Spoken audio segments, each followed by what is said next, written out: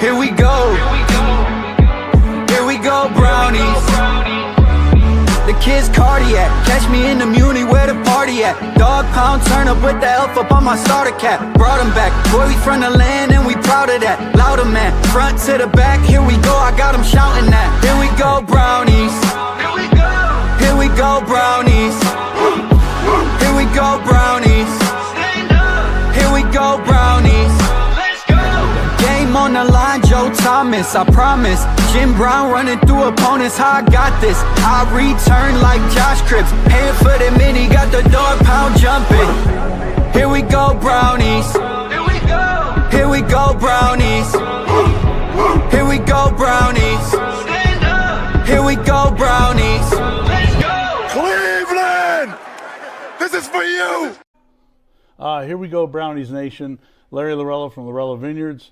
Dustin Cook from Here We Go Brownies. We're here to talk a little bit about Here We Go Brownies wine. Dustin, let us know. That's right, guys. The season wasn't what we wanted it to be, but the wine is amazing. Platinum winning, award winning wine. Here We Go Brownies wine. Come get it here at the winery or go to lorellavineyards.com. And remember, a portion of every single one of these bottles goes to the Greater Cleveland Food Bank to help those that are in need and hungry. That's right. Here we go, brownies. Here we go. Woof, woof. I know that choosing a realtor is a big decision, especially in a market like Cleveland. Hi, I'm Crystal John Toney with eXp Realty, and I grew up right here. I know these neighborhoods, the values, and where the real opportunities are. Whether you're buying your first home, upgrading, or investing, I'm here to guide you every step of the way and make sure that you don't leave money on the table. Let's make your next move a smart one. Welcome in, everybody, to another episode of the Here We Go Brownies podcast. I'm Allie Ellery, coming at you live from Pensacola, Florida. And join with me, as always, we've got Dustin out in Cleveland, Ohio. Dustin, how are you? Well, a couple days ago, I was in a t-shirt. Today, I'm in a sweatshirt. This weather is wild.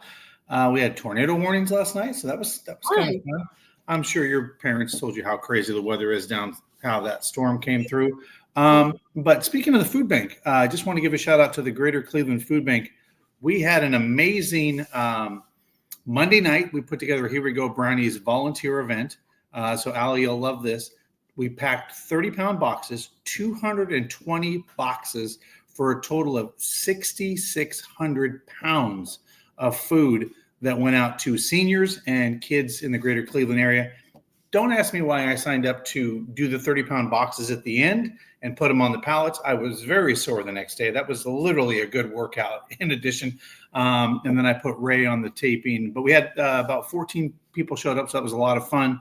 We're going to do it again. But just kind of cool to just go in there and see how it's done and how you can help so many people that are in need in the Greater Cleveland area that go hungry at night, unfortunately. Yeah, that's great. That's awesome.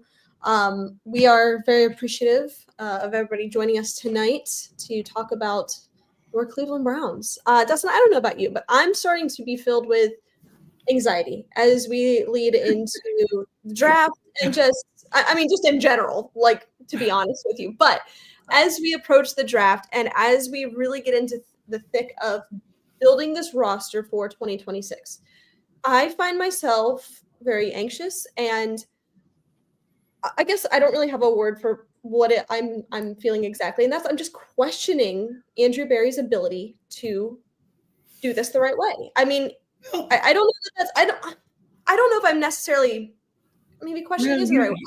Anxiety around his decision making, and if this is going to I'm going to say I'm the opposite of you in this situation, and the only reason I really, I don't know if I'm anxiety or anxious to what the Browns are going to do. For me, it's what he did in the last draft. Do you know what I mean? That was more, for me, the biggest thing was like, wow, he really hit it, and he didn't even have to hit on all of them. But what a draft, right? That we did. Yeah, but at the same time, like, that's one out of.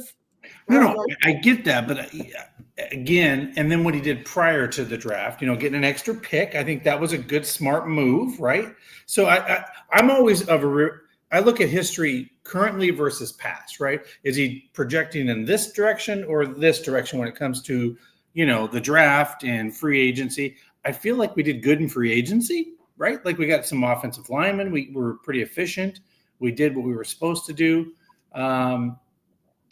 So, yeah, I feel good about that. Now, the thing that makes me just anxious, just in general, about all of this is the quarterback position. I'll be fully transparent. Like, where I get a little anxiety is it looks like we're going to give Shador a shot, and then Jimmy Haslam makes some comments at the owners' meeting. We'll get into that.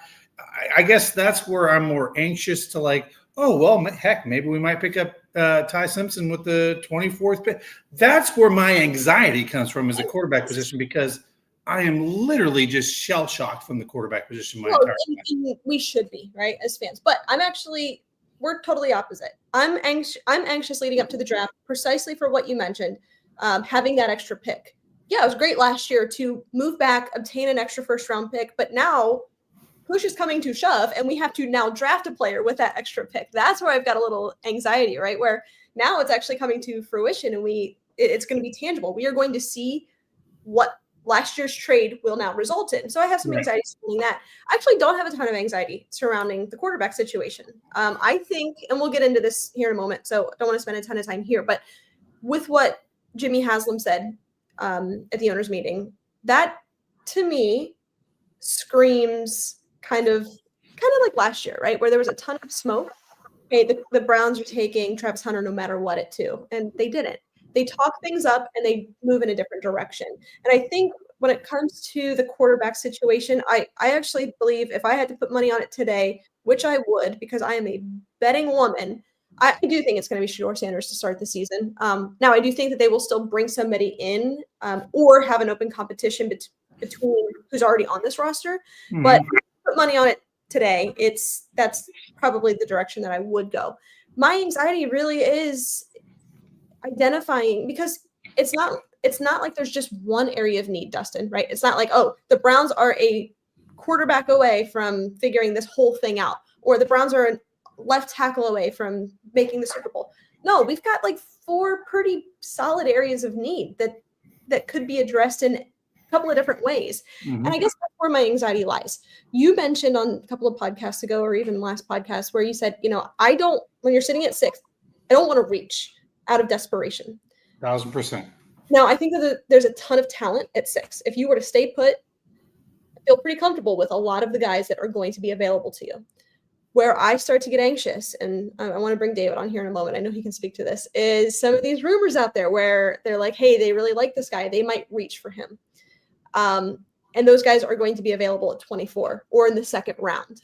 That's where I find myself anxious, that they are going to kind of look at this saying, oh, we have 2 first-round picks. We can get a little crazy with it. And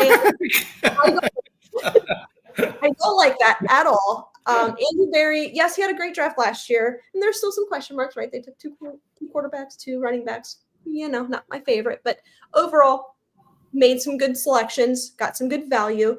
But if you look at the rest of it, it's like, sure, there were some things here and there that worked out, and there were a lot that didn't. So I have some concern going into this draft with the capital and assets that we have, that they're just going to mess this up.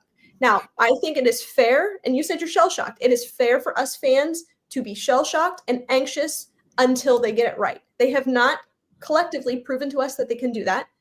Sure, maybe they're on an upwards trajectory of doing so, but they're not there yet. So pardon our anxiety, but as we get closer, I just find myself questioning whether or not we're going to mess this whole thing up. Yeah, and you know what's interesting, and I kind of almost doubled down on it this weekend because I was able to go out to the primetime event and be around all those great Ohio State Buckeyes, including Sonny and Lorenzo Styles, the brothers. I got to spend some really good quality time with those guys. And I got to tell you, man, yeah, we aren't trading Myles Garrett. I mean, Andrew Berry seems he's just like annoyed to even hear about it anymore, based on the NFL meeting. But I will tell you this, man, if you were to put a Sonny Styles on this Cleveland Browns defense, like, okay, let's go. Like, again, if he falls to us and he's available at 6 and you're not desperate to take a tackle and you can get one at 24, then I kind of like where the organization is going with this. Take the best player available no matter what your area of need is, because I think that just makes you a better football team, right? There's no other quarterback that you can reach for. We know it, one's going at number one, and then it's kind of a drop off. But man, if it's the best player available and somehow he falls into your lap and can be a generational guy for your defense, hell, you take a guy like that. Like, in my opinion. I want to stop you here because I want to bring David on for this conversation because I have a question for both of you. So before we bring him on, Dustin, you mentioned primetime and that signing. Why don't you tell our listeners about primetime sports? Yeah, guys, if you haven't got a chance to go check out any of their new stores, including the one in Belden Village or the one at the Great Northern Mall or Hartville or wherever you can find them in Northeast Ohio or online at Primetime 12, check them out. We had almost 16 Ohio State Buckeyes that were out there this weekend. And by the way, they were just good human beings, great guys to hang out with. A lot of people showed up for Sonny and Lorenzo Styles. But, I just say check them out. Allie, you've shopped there. You've gotten some stuff from Primetime Sports. Great place. Local company. Always we like to support local as well. They're a local Ohio company. So check them out at primetime12.com. Yeah, there you go. All right, let's bring him on. Dr. David Ullery. It's the medical moment brought to you by our friends over at Primetime Sports. Of course, we're going to expand this. This isn't just the medical moment. This is the NFL draft Browns / medical moment / whatever we decide to talk about. David, how are you? Hi, Allie and Dustin. I'm great. The weather is beautiful. The burgers are on the grill. They're going to be slow smoking until we're done with the show. This is life. This is living life. I tell you what. Someday, David, I'll be able to tell you my weather's better than you, but tonight I cannot. But it was like 70-some degrees just a couple days ago, and I was like, all right, fall, spring, something else, and of course it's Ohio, So anyway, I'm just waiting for consistent 70s. And by the way, I get to go to San Diego at the end of this month. Never been, so I am looking very much forward to 75, 80 degrees every single day for several days in a row. So I'm looking very much forward to that. Yeah. And basically, did you just wake up? And David, stop it. Did you Sorry. wake up? And David actually has been downstairs in the pool area tiling. We are doing some home projects. David, he's a doctor. He does this podcast, but he's also a very good tiler. I don't know if that's the word for it, but he's very good at doing that. Handyman. He's a good handyman. Yeah. So no, I didn't just wake up, Jason. It's just I'm a little, been working and my hair is a little messy from that. Hey, at least you have hair. At least you have. So I wanted to bring you on for this conversation, David. I'm sure you heard what Dustin was saying, and about adding somebody like Sonny Styles to this defense at 6, if they're available to you. You posed this question the other day. You said, hey, if Sonny Styles or Caleb Downs are there and they are projected to be Hall of Famers one day, right? Hall of Famers. And forget the fact that maybe there's a position of need, whether it's tackle, receiver, what have you. Let's just paint this picture. There's a Hall of Famer available to you on the board at any position. And there's also Francis Maui-Noah to fill in at tackle. That'll probably be really good and fill a position of need. But what do? You've got a Hall of Famer, and I know this is just a hypothetical, guy, so don't take me literally, but a Hall of Famer and a position of need in this current juncture. What do you do? Well, yeah. So, I'll start. We talked about this, like you said, and I think, as we've spent a little more time doing mock drafts and analyzing and seeing what that can still be available, even at 24 and even into the early third round. To answer your question directly, I think you got to take the Hall of Famer, and then this is we go back and forth, and I go back and forth, and everyone goes back and forth on this, but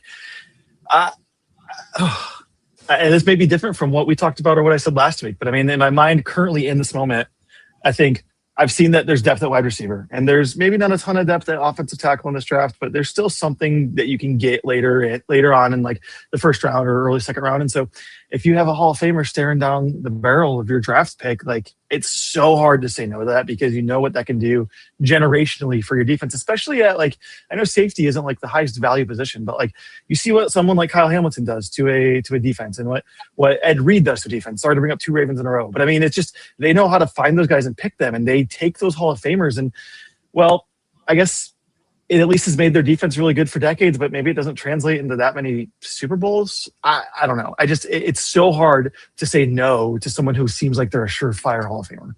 And of course, we don't know if any of these guys will be. Like I said, this is purely a hypothetical. But I mean, Dustin, in this situation where you've got, let's just say somebody that is going to be a future Hall of Famer, and let's just say that that player, just for this conversation, is Sonny Styles, okay, or Caleb Downs. Actually, Caleb Downs. Let's go with Caleb. Can come in and be electric for the next 10 years and go to the Hall of Fame as a Cleveland Brown, or like I said, go to an area of need. David, are you ripping paper? What is that sound? You've got to it's happening again. Those AirPods. Okay. Dustin, what do you do in that situation? I think you take a generational player. Right. Again, I mean, your team gets better immediately because of the talent that you're drafting. And we see it time and time again. And I'm not just saying the Browns, but you'll see teams reach. The Jacksonville Jaguars did that with us last year. They reached. They said, that's the guy. We want him. He got injured. Again, it's an asterisk. We don't know how great of a player he's going to be in the NFL. I don't think you should reach. I think if that guy slips to you, I just saw a clip that really made me think, it was the Philadelphia Eagles, and they were showing this behind the scenes of them kind of masterminding the NFL draft, right? And they were like watching how players came off.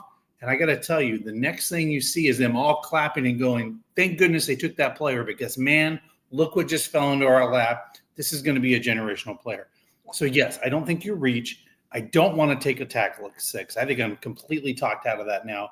I think taking a tackle that high in the draft when you probably will have maybe 2 or 3 left around the bottom of the first round, I'm okay with. But if a generational player falls to you, absolutely are all in because your team is just going to be that much better. Yeah. I want to pose this one. I saw this today and it kind of just – actually, David, before I get into this, because this is going to segue into something else, I want to ask you, David, you were listening to Todd McShay, and he opened his podcast with something that was semi-jarring. Can I turn it over to you? Yeah, absolutely. And that segues perfectly from Dustin's previous comment. So he started out his show, his national draft show, speaking about the Browns at 6 and Caden Proctor. It was a 20-minute segment that they opened up with just talking about his traits, his evaluation, and that he got very mad because, they thank you. I appreciate that. Summer Nets, baby. Let's then probably go. So they're talking about Caden Proctor, and they got pretty heated because they're all kind of in agreement that Caden Proctor doesn't have the best tape, kind of a traits guy, but like run blocking, just gets beat a lot, and like weight fluctuated, all this stuff. But basically, what Todd was saying is that he has it on good intel, and Todd's got all the inside sources. I mean, he talks to everybody and he knows his stuff. And he basically said, like, listen, I am not starting the show by talking about Caden Proctor and the Cleveland Browns if this isn't valid information. And he has it on, so level that there is some traction with the Browns potentially reaching to get Caden Proctor at 6. And it is, I think it made us sweat a little bit. That makes me more than sweat. I absolutely. Well, I will tell you though, people like Hanford Dixon might like that because he's a huge Alabama fan. But other than people that are Alabama fans, I don't know who's going to like that. Listen, as a diehard Ohio State fan, if that Ohio State player is there at 6, and I don't think it's a good fit, I don't want the Browns to do it. I think it's important, listeners, to separate your college fandom from your NFL fandom because sometimes it simply doesn't translate. I want to go on record and say I don't dislike Caden Proctor. You can get him even late first, early second. You can talk me into that as a player. I think that he is a bit of a project. There are some concerns, but I like him as a player. I just don't like him at 6. Just like I would say if the Browns were all in on like Jeremiah Love or Dustin, Ashton Genty last year, I said, I like him as a player. I have no issues with him as a player. I just don't like him at 2 or at 6 in the top 5 to 10 picks. That's where I'm okay if a team comes calling for Love at 6 and we trade down a little bit and we get draft assets. I'm in. Can I tell you guys something? I think, and I have been in a position, I mean, we've watched so many Browns drafts. We have had to be absolutely locked into these drafts. And so many times, Dustin, in the past 7 years, I've been like, do not trade back, just draft the best available player. This is the first draft in a long time where I firmly believe it may be in our best interest to actually trade back into the teams. Because I think some of the players that they like, who I also like, I like them better in the teens than I like them at 6. Now, if you stay at 6, I'm all in on somebody like a Carnell Tate. I'm all in on somebody Sonny Styles, or best player available, whether that's Ruben Bain, Arvell Reese. Right. It's Jeremiah Love, right? You can talk me into some of those things. Where I'm not okay with is somebody like Caden Proctor, who should be a late first or even a day 2 guy. You can't take him in the top 10. I don't like that. That freaks me out. However, if you go back last year, David, we talked about this. This kind of screams a little smoky, if you will. They're putting up some smoke screens, trying to get it out there that they are in love with a player at 6 to maybe entice another team to come up. That would be my guess. Truthfully, I don't know. Caden Proctor at 6 is very rich, and I just don't think I can get on board with that. Yeah, I mean, I completely agree, and it's just his his theory or his thought is that it's 2027 or 2026 is an experiment season for the Browns, and that they are going to be essentially figuring out offensive line combinations to pluck their quarterback in 2027 and go from there. And so, he said, while Proctor may be a bit of a project, they think they can develop into the anchor of the line maybe for the 2027 season. But to your point, when they said that, when I brought it up to you, you said, well, then why not just draft somebody who's ready now? Somebody who's a little bit more developed and already can do that. And I mean, I completely agree. And so I don't doubt that there might be some smoke and mirrors happening here just because we saw it last season. And if they can, get somebody to bite and jump early there and move back 4 or 5 picks, just like you said, then you can still get your guys and maybe get another second rounder, another early second rounder, late first rounder. And then we know that there's a good amount of depth in the 20 to 40 picks where we can, I think, really find a lot of value. So I don't know who Todd got that info from. I trust him. I believe him. I just don't love it. I don't like it. You know what? Actually, if we have time after this conversation, we can even run through a mock draft simulator. I'll share my screen. We can run through it, maybe do the first 3 rounds just to kind of play with some scenarios on what those trades may look like. Of course, obviously that's very different than what probably happens on draft day. Nonetheless, maybe that's something that we can do on either today's show or another one. But I like that idea. Yeah. But you're right. Like, why reach at a guy that probably could be there at 24 anyway? Like, what are we doing? Like, why would you go reach for somebody that could be already there at 24? I mean, maybe you're trying to create some smoke and mirrors. Okay, that's fine. Every draft room seems to do a little bit of that. Like, the Browns brought in Simpson, quarterback, on a visit. Are they trying to show that there's interest and we may take a quarterback just to see if somebody will move up into the bottom of this first round? That could be. I can buy into that if that's a little smoke and mirror you're trying to create there. Well, it is. I don't know, but I'm finding myself filled with anxiety. And Dustin, to tell you, to start the show, how I said, like, I'm a little nervous about how things are going. And then David hitting me with that about Proctor at 6. I'm like, I can't do this. This is well, because here's the thing. Like, the offensive line coach is a really respected offensive line coach, but if he is 1 year away, okay, we've had Joe Thomas on this show, right? And he's talked about how long it takes the offensive line to gel, and it's not till a quarter or halfway through the season before they actually become a unit. You're going to bring somebody in that's raw even more than another ready, set, made guy. That doesn't make any sense to me at all, right? That doesn't unfortunately, it's something they would do. It's something that they have done. And that's where I'm like, I just don't love it. I'm a little anxious about that. And like, I get it. I mean, Brian's coming here building for 2029. I understand, like, I get it, but yeah, it just sucks every single year to have this. But, David, your point kind of my point from that conversation of if they take Caden Proctor at 6, why not just take somebody that is already developed? And your point being like they're kind of kicking the can down the road. However, and expecting 2026 to be somewhat of an experimental year. What if Shador Sanders, and a lot of people believe this, what if he is the guy? What if he's the answer? They found him in the 5th round. He's the answer. He's the long-term solution. He's going to lead you to the promised land. Then why treat 2026 as an experimental year when you have 2 first-round picks that can just better this roster? And I guess the answer to that is it all boils down to their view on this entire quarterback situation. It is, I mean, it's tough. This is a tough place to be when there's talent, but not a ton of answers or an upward trajectory of what this can and will look like. But I look at these 2 first-round picks, and I will just tell you this both. I want to go on the record. I'm nervous about it. I'm going to continue to be nervous about it until they show us otherwise. So I want to kind of segue here a little bit. MJ Emerson was brought up in Jimmy Haslam's availability at the owners' meeting.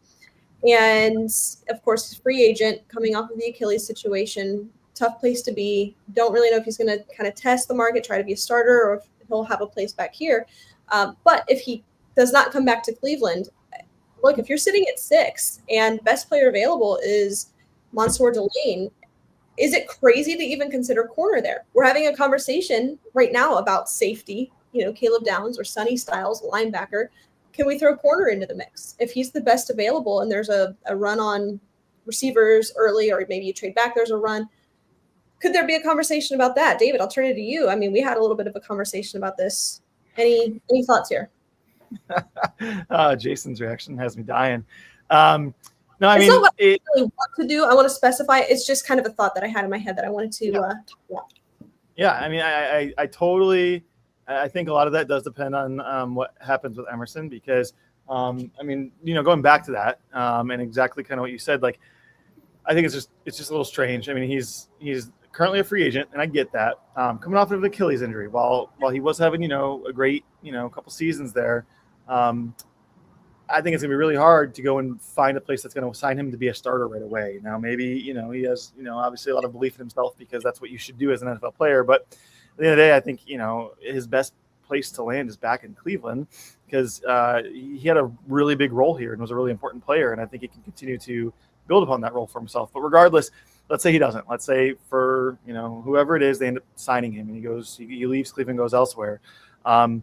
I this thought never crossed my mind until you brought it up today, but I absolutely think it could be a reality, and maybe that's part of the smoke and mirrors. Maybe it's trying to talk up this the early offensive tackles, get a little run or a little steam going, maybe even drop back a couple spots, because right now, I mean, Mansour Delane's all over the boards. Looking at PFF, he's number 9 with the number 1 cornerback. Looking at some other ones, he's like number 3. Others he's at 2. So, there isn't maybe not a total amount of what do you want to say, unanimous favor for him. But I think overall, if you looked across all of the average boards, he's probably number 1 for his position, and being ranked in the top 10. I mean, he's a cornerback. Cornerback is a value position. It is one of those positions that gets drafted high when you're good players, and so it is a position of need. It is a high value position, and I think with losing MJ, it would be totally realistic, and maybe he's not best player available if you're comparing apples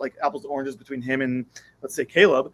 But while Caleb may be that generational NFL player, Mansour Delane fills a need a little bit better. And if they're going to be one versus the other, 6 versus 7, 7 versus 8, in the draft order, why not go with them and fill the need that you have? It's not crazy. It definitely is not crazy. Yeah, I don't hate it. I also don't love it. I see Jason's comment about keeping Emerson. I think that's probably the preferred method, right? He's familiar. He knows mostly the system. I like him as a player. That would probably be preferred. But in the event that he's not, that kind of does create an area of concern that, hey, you're pretty thin at corner, something to consider.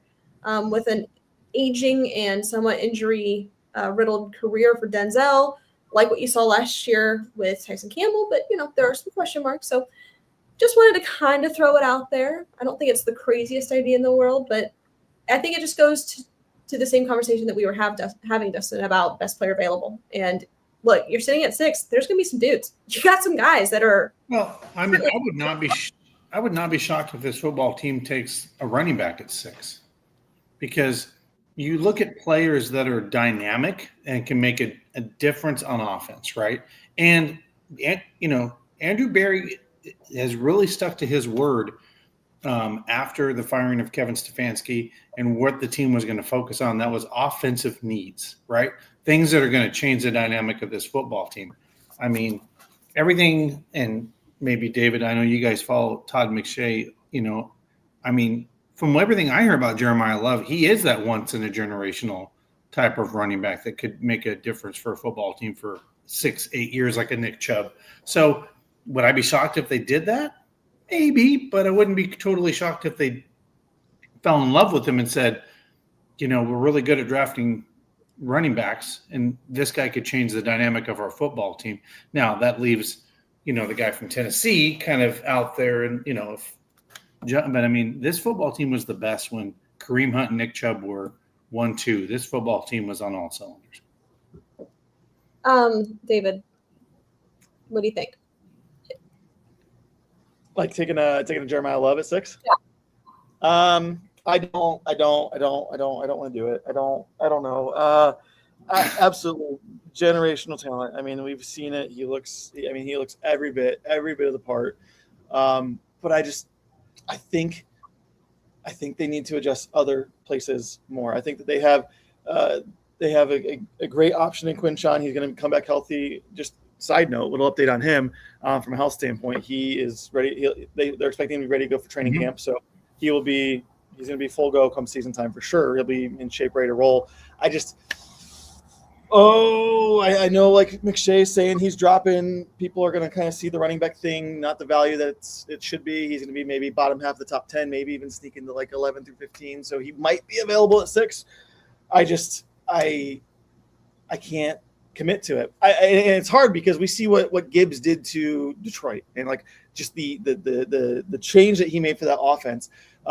But they needed a running back. I mean, they had an aging Dave Montgomery, and they really needed someone there. Whereas the Browns they have someone younger with a ton of promise and hope. And I think for filling the team needs, I like either trading back and getting a couple more picks or Carnell Tate.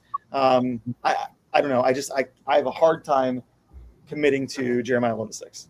David, when the Lions took Jahmyr Gibbs, I remember that draft. We were talking about it. I mean, we didn't watch it together, but I mean, we were very involved in that draft with what the Lions did. They needed a running back, as you mentioned. That was their one area of need. So it made sense for them to do it. But I still, how many times have I told you, I hated that pick. I hated taking him there.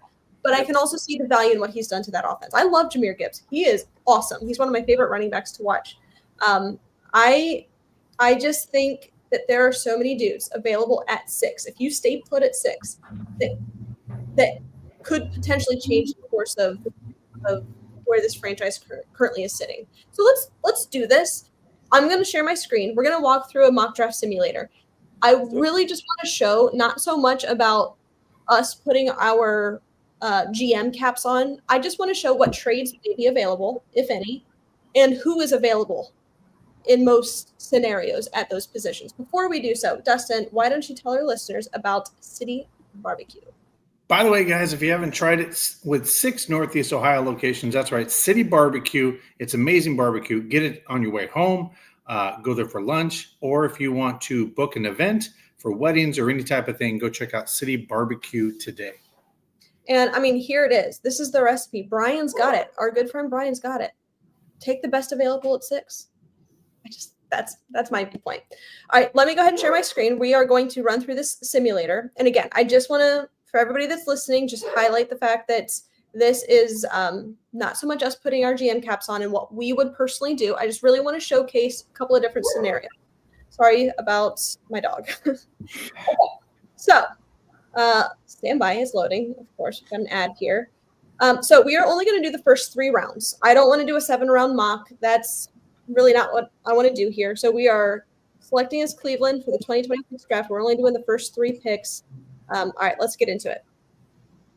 By the way, can you guys see my screen? I know it's probably a little small. Sorry for the ads to the side, but let's go ahead and get started. We are using NFL Mock Draft Database. The reason being is I do not have a PFF subscription, so we would have to pay to make any trades there. So we're going to go ahead and get started.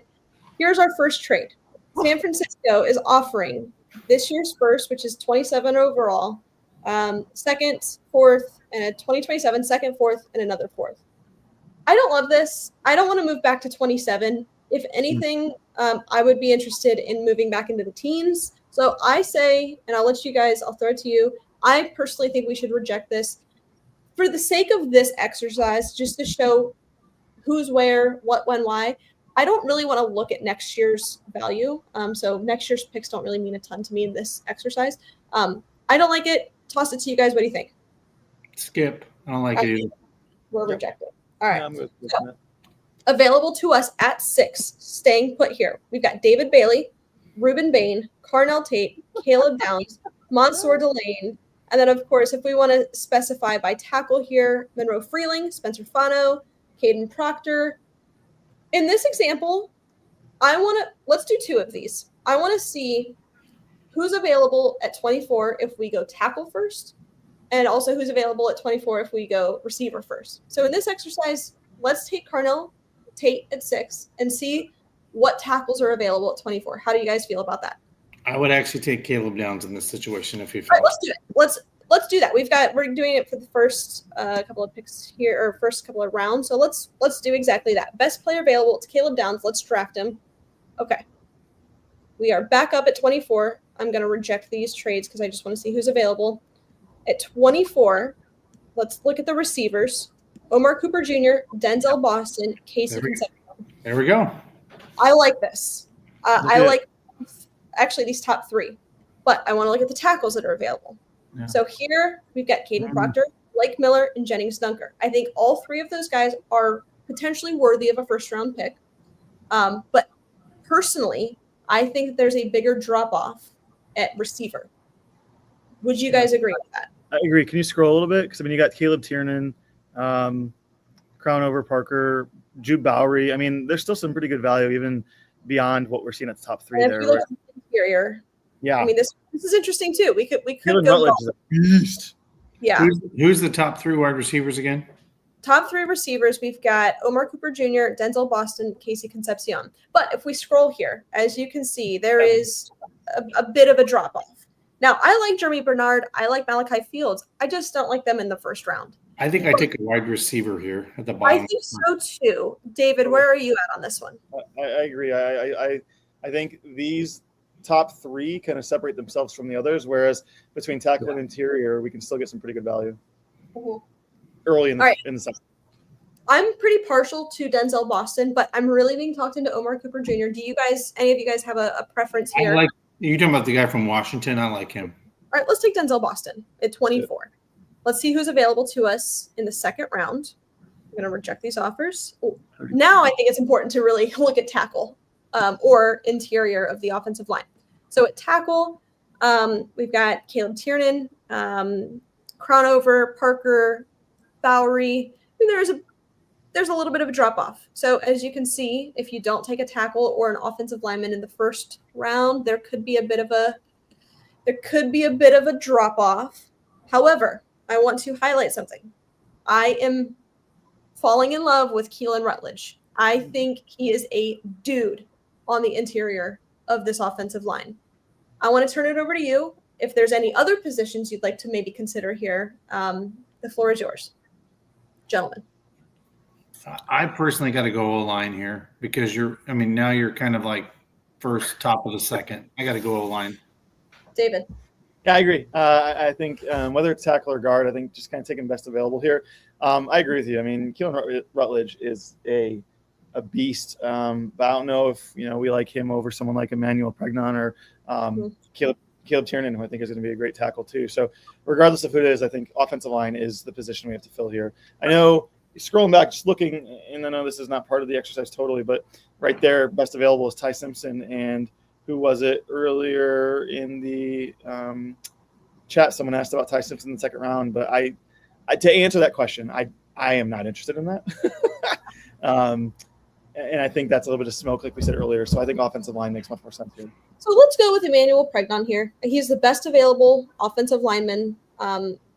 Let's do that and just see where we're at here in the third. So we're only doing the first 3 rounds. So we are back on the clock here. Third round, pick 70 overall.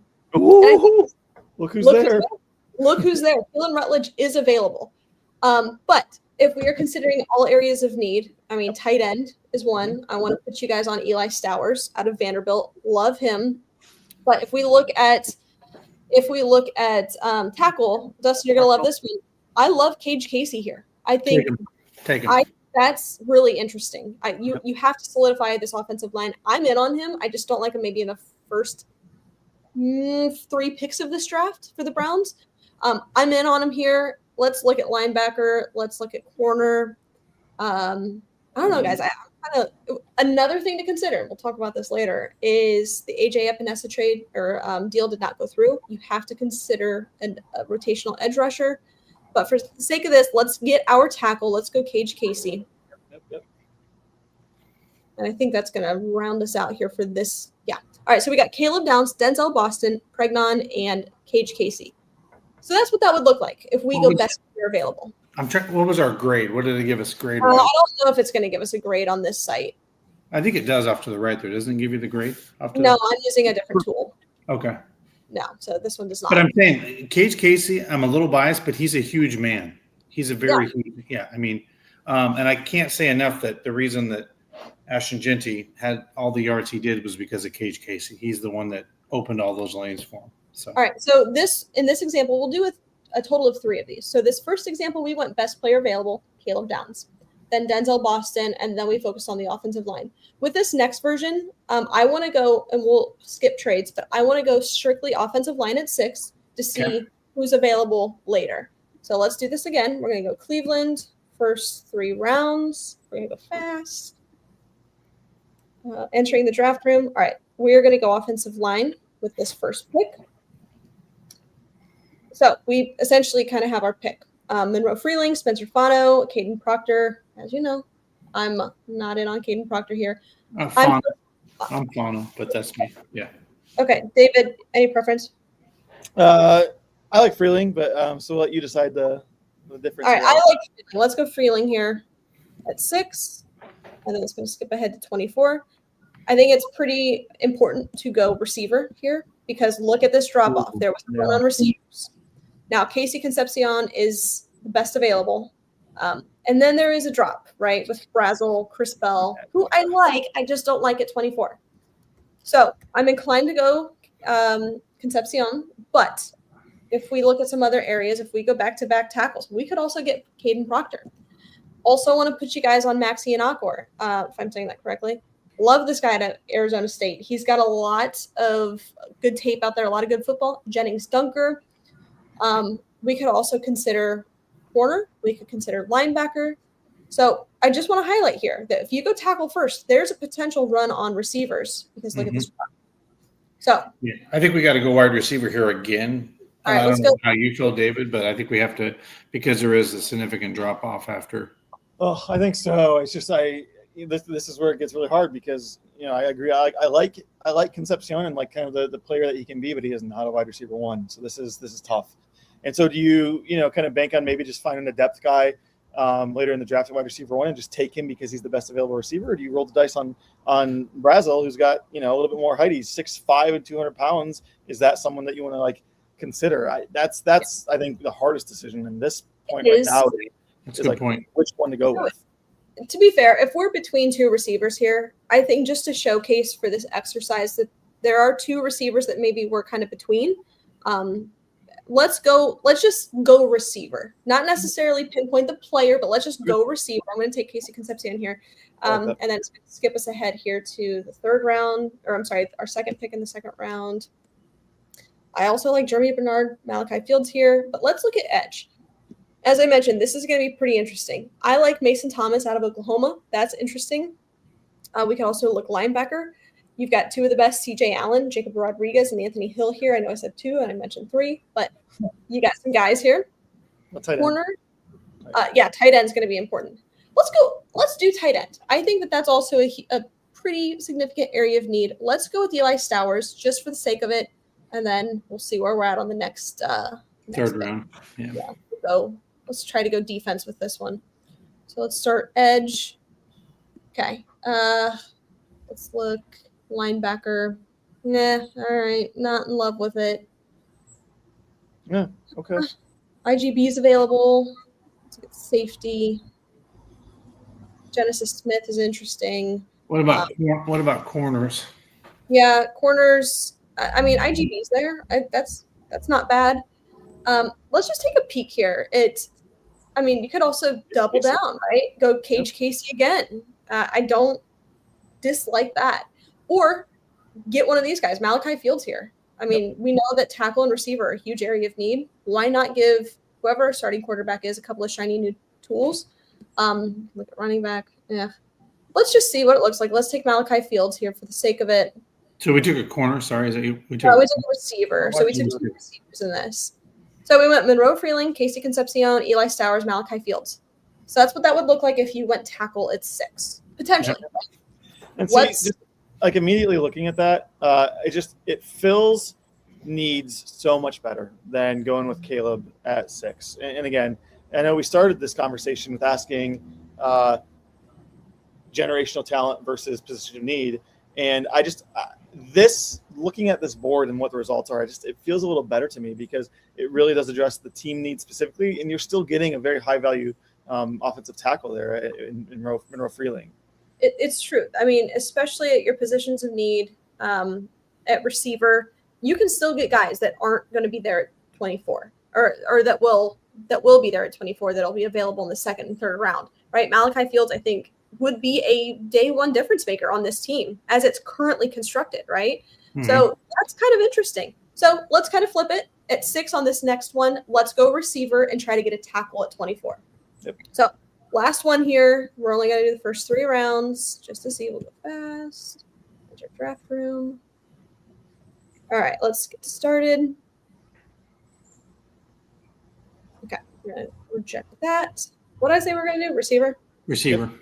All right, so Carnell Tate's here. Let's take him and just see what this looks like, which I would like. I would be in favor of this.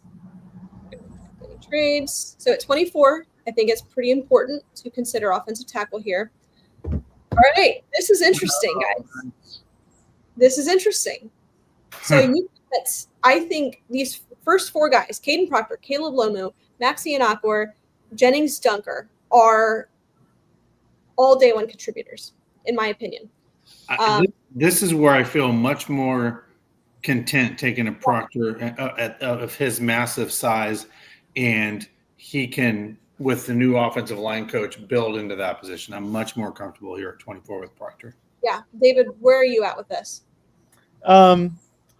I agree. Like, this is a place where I'd feel better about him. I still think the Jed Wills thing has me a little hesitant. I'd totally be happy with Caleb Lomu. I mean, I'd be happy with Proctor too, but I think this is a great position here to be taking a tackle. I really think you can't go wrong. So just like we did on the last one with receivers, let's just take a tackle, not necessarily pinpointing exactly which one us 3 would necessarily take, but just to showcase there's a list of guys here that I think could be day one contributors. We're just going to take the first one here. That's Caden Proctor. So you get Carnell Tate and Caden Proctor with your first 2 picks. Then here in the second round, you got Jennings Dunker. We are sending this in. I just want to see real quickly who else is around. Is here. Want to put you guys on this safety out of Toledo, McNeil Warren, a guy. This is a guy that I think is potentially a first-round pick. I think he's pretty good. Yeah. I don't really want to take him here. I don't think safety is like the area of need. And when you've got somebody on the board, well, you've got a couple of guys here on the board. You've got Casey Concepcion available. You've got Jennings Dunker available. I think you really hammer those areas of need. Would you guys agree? Here's the thing: you win football games in the trenches. If you can load up here, I think you take Dunker. We're doing it, Jennings Dunker. I love this, by the way. This is my favorite so far. All right, and with our last pick here. Now, let's just look at best available. D'Angelo Pons, the corner out of Indiana, is available to you. Eli Stowers is here. Keontae Scott, the corner out of Miami. Ooh. By the way, where's Lorenzo Styles? Is he projected like a 4th, 5th rounder? Does that sound about right? I would probably think fifth. Okay. Most. I would think. I think a team's gonna maybe take him even sooner just because of his speed. But Yeah, as I say, man. 207. what is that, David? 207 is his overall rank. Okay, 207. So what do you guys think? I'm kind of inclined to go defense here. If we look at yeah. I always say corners are an area of need. I would go with the Indiana corner here. Oh, let's do that. All right, guys. I think that actually may be my favorite out of all of these scenarios so far. You get Carnell Tate, who is receiver for this team. You double down on tackle. Caden Proctor and Jennings Dunker. Love it. And then go defense with your third round pick. So here we've got some grades: A+, C+ with Jennings Dunker, and then A+ again. What do you guys think? Out of those scenarios, best available, tackle first, receiver first, where do you guys fall here? I like this because first and foremost, what's the strength of our defense, our defensive line? What could be an amazing thing on offense? The strength of our offensive line. You go back to 2021, 2020, 2022, the teeth of our offensive line is what gave us a great running game, opened up the play calling for Baker Mayfield and some of those players downfield. It all starts in the trenches, and if you can solidify that now for the next 5 to 7 years, I'm all in. David, what do you think? Yeah, that last one's my favorite too. I think that's a pretty awesome sequence, and obviously those pieces have to fall in place on actual draft day to make it happen. But to be able to get two pretty high-level tackles back to back, I really like that. And so we know that Carnell is going to be a day one contributor, even if maybe he's not, going to rise to the level of someone like Justin Jefferson or Jamar Chase. Like, he's still going to be a very good wide receiver. So I'm very happy with that's the situation they land in. I'm in tears right now over Jason. Jason. Halle Berry is from Cleveland. I live in the Halle Building, which she was named after, but she is not Andrew Berry. Send it to Halle Berry. Oops, not Halle Berry. What the hell? Jason, are you having cocktails while you're watching the show at home? Are you dipping into Larry's Lorella wine? Jason, I got to tell you, David and I so often get off this podcast and say, my God, Jason's a funny guy. He cracks up. So, you should hang out with him. He's a right person. He's ridiculous. Him and I will go out to the bar sometimes on Saturday night, and he knows I've gave him an Irish goodbye. I'm like, I'm out, dude. I don't know what your crazy nonsense is going to turn into tonight. And then he'll be like, where'd you go? I'm like, I'm out. But yeah, he's a fun guy. He's a good. He is a fun guy. All right. So that's what that can look like. Obviously, guys, I am completely expecting draft night to look nothing like that. Nothing at all like that. That's just the way that this goes. Well, hey, Cleveland Browns could be watching us, and maybe they'll pick up on some of those drafts. Hey, if the Cleveland Browns take Cage Casey, you know me, I'll be doing somersaults. So Halle Berry and Condoleezza Rice, they're watching. If you know, you know. Well, allegedly, Condoleezza Rice was at one point going to be the head coach of the Cleveland Browns. That's what I was getting to. Allie, do you remember that? The whole thing? Yes, that's why I said that. Adam Scheffner was so pissed because the Browns put that out there just for him to report on that, and it was just like it's April Fool's, so maybe Jason's playing an April Fool's joke on us. Should we talk a little bit about the NFL meetings? Should we get into that a little bit? Yeah, just briefly. I know we talked a little bit about Jimmy, what he had to say. As we know, Coach Todd Monken did not make the group picture because he was getting a haircut. So that's not great. By the way, Browns thing ever. No, hang on a second. So I'm going to defend Todd Monken on this. So all of this was made because he said he was getting a haircut and he messed up the timing. Yeah. You know who also wasn't in that picture? Sean McVay. Yeah, one of the most decorated head coaches in the National Football League. So they put all the smoke on us because we're the Browns, of course. But I'm like, well, why aren't you going after Miss McVay for him not being in the picture? So I don't know. Yeah, I think it's I saw that. I got a little frustrated for the same reason. It's like, man, people love to make fun of the Browns, but there was the head coach of the Rams that, it's just kind of Yeah. silly. I mean, probably someone argue that possibly top 3 coaches in the NFL, right? I mean, easily. I I think mean, you got Andy Reid, Sean McVay. I mean, he falls into that category, right? Like it's like let's do this. I think it's Sean McVay. Sean McVay's number 2, right? You got Andy Reid, Sean McVay. yeah, and then I would say I'd say Harbaugh number 3. I think Harbaugh would be number 3. What do you mean? Ugh. No, I agree. I agree. I was just that wasn't a negative. I agree with you. I was just trying to like think of all of them quickly. That's why I went ugh. But no, absolutely. Cheers to that, Jason. Also, Jason is just dropping truth here. He says, "You guys are the best." So true. So true. But let's get into the owners meeting. Dustin, take us away. Yeah, first and foremost, Andrew Berry looked annoyed when Mary Kay asked questions about Myles Garrett in the trade. He said, "I understand the question, but respectively, I'm really tired of talking about this. He's a Brown. He's a cornerstone of our team. Now, the language does give them options down the road, but it would be a huge cap hit this year. So it's not happening. Myles Garrett's going to be here. He's going to play this year. So let's just – I mean, that's smoke that's just bad smoke. Jimmy did make a statement. It could go from a swing and a miss to a home run. I mean, he definitely said that. And so I've said this, and I said I will not be shocked if Shedeur Sanders does not beat out Deshaun Watson. Deshaun Watson could very easily be the starter week 1. We don't know what we're going to see from Deshaun Watson until he's out there in live pads, right? We think he's healthy, but we just don't know. There was also some stuff made of Dylan Gabriel not being in the building. Well, he's also from Hawaii. I've been to Hawaii. You know how long it would take you to get from Cleveland to Hawaii from here? A long time. He's working out in the offseason. And guess what? Myles Garrett ain't in the building, and he ain't going to show up for a while. So I don't make anything of that. Other things where Andrew Berry saw that there was the rule to extend from 3 to 5 years for the – that dropped.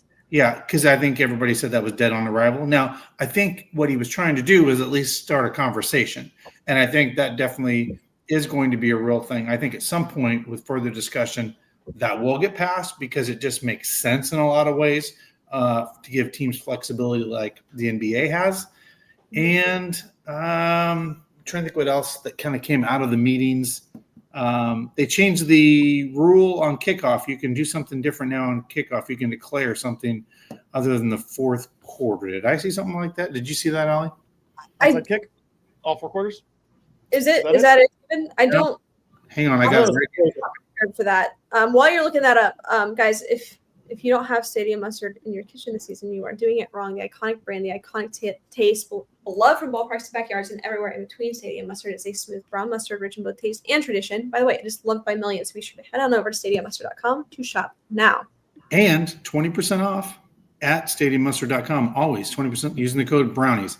Onside kick rule. A new rule was approved allowing teams to declare an onside kick at any time during the game, not just the fourth quarter. So that's the new rule change. Owners also voted that Friday games will no longer count as a short week game, giving more scheduling flexibility. You'll like this, David, in regards to medical stuff, mental health resources. All clubs, including the Browns, are now mandated to employ a full-time mental health clinical in all of the teams. Yeah. Awesome. So the only other thing was you already addressed it. And then, of course, we talked about obviously the Deshaun Watson. And then the Browns gave an update on their stadium that they will be doing the groundbreaking on April 30th officially here in Cleveland for the new stadium in Brook Park. So those were just kind of the roundabout there. There you have it. Real quick, I want to tell you about our friends over at We Bleed Ohio. Guys, if you're looking for your official Here We Go Brownies podcast hat, t-shirt, sweatshirt, they have it there. Or, of course, if you are looking for any baseball, football, basketball designs, they can do it custom there. I have a question for one of our listeners, Craig Foster. I'm calling you out. I saw on Facebook, and I told David about this, and I'm craving it, even though I've never had it. You had a peanut butter burger. I need to know more about that. I need to know how that actually was. I've looked all around town here in Pensacola. It doesn't exist. So we've got burgers on the grill. It looked like, Dustin, it was a regular burger, bacon, or cheeseburger, bacon, and a layer of peanut butter on the Gross. bun. Gross. I think I want to try. I don't know how. No. Peanut butter goes with jelly. Peanut butter goes with jelly. It doesn't go on a hot piece of meat. Absolutely not. I think that is. I think. Yeah. All right. Well, Craig. Looks good. I'd be interested to. I don't know if I'd want the whole thing for myself, right? Like if we were to go to a restaurant, I'd want David to get it so I could bite it and be done. So I could just go back to something else. Here, David. Here's your But peanut butter. I want to try. I don't know. Like peanut butter. I know. It doesn't exist in Pensacola. I did look. So. Well, David, do you have peanut butter at the house? We do. We got peanut butter here. We don't have any bacon though, so. I can see where the salt and the sweet, that makes sense, the salt and the sweet. The peanut butter is the salt that, the sweet and the salt. I know what they're doing there from a recipe standpoint. They're trying to, you got the salty versus the sugary of the peanut butter. So I don't know. I don't like it. I don't know. I'd be willing to give it a shot. So, all right, everybody. Any closing thoughts, guys, before we wrap up? I didn't get a chance to bring it up, but with the AJ Epinesa trade, there's really no clear indication on what it was, and it's kind of interesting because he's been relatively durable throughout his career. He only missed one game last season. A little bit of issues with a concussion as well as a neck issue and foot injury. But he only missed one game, so it's not made public what he failed, but clearly there was some kind of red flag that the Browns didn't like. So if I ever hear or it gets released, I'll make sure that we're updated on that. Awesome. I was just going to say Guardians kick off here in about 20 minutes. Hopefully they can take the series with the Dodgers. So that would be kind of nice. They actually got to win and give the first loss for the Dodgers this season. And opening day is here in Cleveland on Friday. So excited for that opening day. Going? I am going opening. By the way, anybody should buy these. I'm just saying, the best value in Cleveland for sports is the standing room only tickets, $49 a month. It is a steal. I mean, you can go, and it gives you the flexibility. And now with the remodeled ballpark, Allie, have you been there since they've remodeled it now?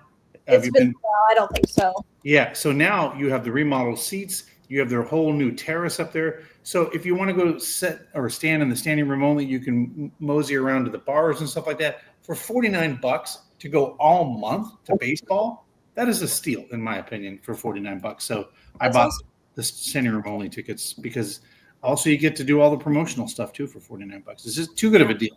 I mean, I can barely go to if I'm lucky, I can go to a Cavs game, one game for $49. Yeah. So David, what's that face about? Well, Jason, or who was it? George said the lottery is going to be out all season. I think that's an April Fool's joke. I think he's trying to turn on Friday. It was a freak accident, and he is playing Friday, according to many sources. So, come on, man.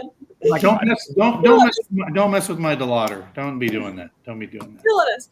All right, everybody. Thank you so much for tuning in. Fun show. We are looking ahead to the draft. I've got a ton of anxiety about it, but thank you for all listening to my crazy thoughts and being my therapist for an hour. So thank you, everybody, for tuning in. We appreciate you. Stay safe, stay healthy, and as always, Browns fans,